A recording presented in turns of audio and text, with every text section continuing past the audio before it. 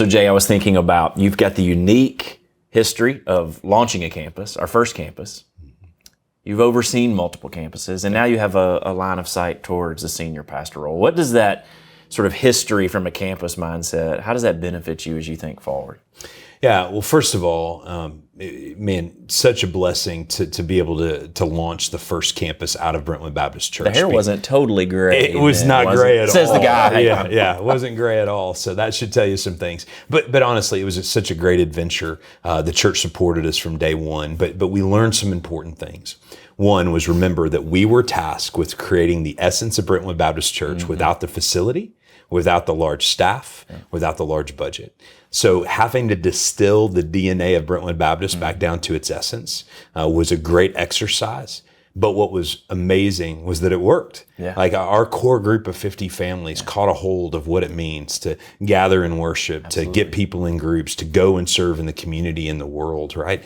And so it's been so fun to watch our people get it, and then to build, right, from scratch, to watch God literally build a congregation out of nothing. Yeah. And that's one of the blessings. Station Hill didn't exist 14 years ago, but now it's a thriving congregation. So I tell growing people and multiplying.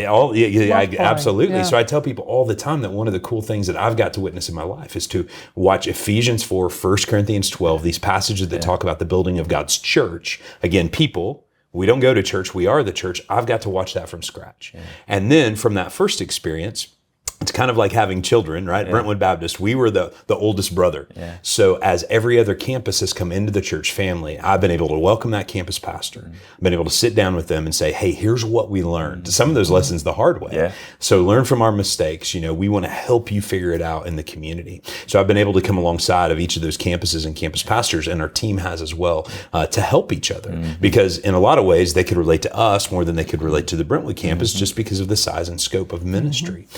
And so that's been really fun from day number one to watch God develop that to where now, quite frankly, there's other churches that want to learn from our model and approach. I wrote my doctoral project about our preaching team model because the collaboration that we have as campus pastors, the collegiality and kind of fraternity, brotherhood that we have as men is incredibly effective and important for sustaining long-term ministry.